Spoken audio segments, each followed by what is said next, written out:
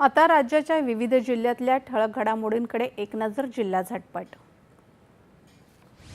वाशिम जिल्ह्यातील प्रशासकीय यंत्रणा अधिक सक्षमीकरणासाठी उभारलेल्या नवनिर्मित महसूल अधिकारी निवासस्थानाचे पालकमंत्री दत्तात्रय भरणे यांच्या हस्ते उद्घाटन.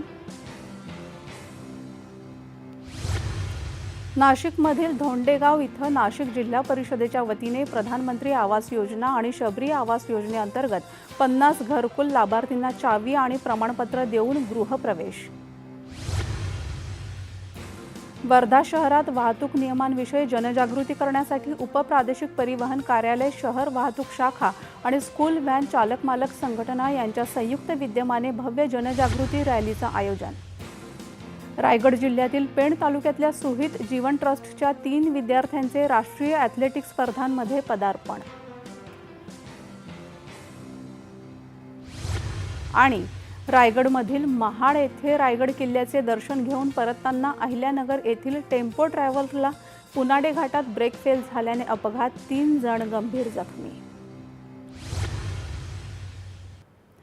19 वर्षांखालील मुलांच्या विश्वचषक क्रिकेट